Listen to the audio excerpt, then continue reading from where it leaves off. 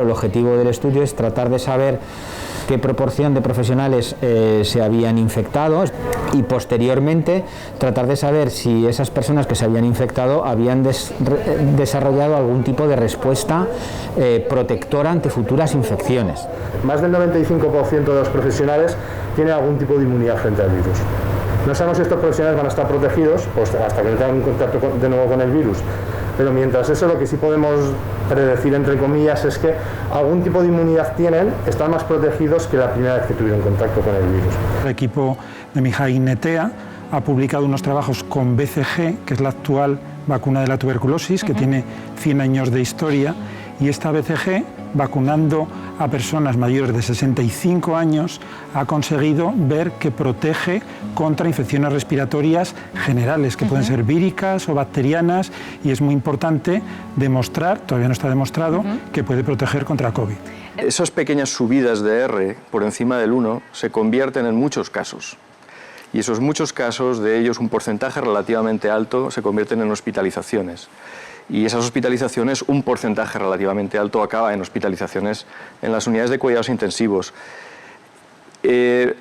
Por lo que vemos en Aragón habitualmente con los datos es que cuando pasamos de 800 diarios, los servicios sanitarios empiezan a ponerse a mucha tensión. Hemos llegado a 1.200 en esta última ola. Imaginaos la tensión. Bueno, estamos digamos, en la etapa final de validación y de evaluación externa de un test rápido para la detección de antígeno. ¿Vale? Básicamente funciona pues, tomando una muestra con un hisopo de la garganta, se pone con unos líquidos y se echa unas gotitas en una carcasita que en unos 10 minutos te da un resultado apareciendo una línea de control.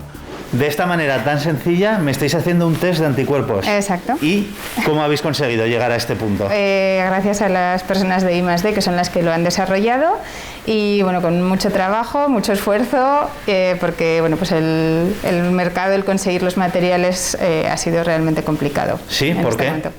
Pues porque todo el mundo quería lo mismo. Las restricciones de movilidad lo que hacen es retrasar la llegada del virus a determinadas localidades.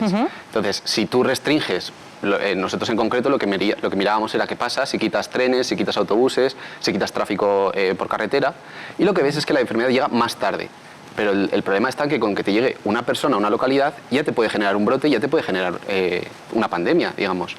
Entonces, estas limitaciones de movilidad lo único que te dan es tiempo, que puede ser muy útil, que puede ser muy valioso, pero te da tiempo, pero no evita que se propague el virus dentro de la ciudad. Ese es el punto clave. Yo vengo del laboratorio del doctor Badiola, que lo conoce todo el mundo, trabajo con él desde mis inicios y estamos trabajando precisamente con esos bisones para ver ese virus cómo se ha modificado, es decir, qué ha ocurrido, si ha saltado del humano al bisón, ¿qué le ha pasado? ¿Ha mutado?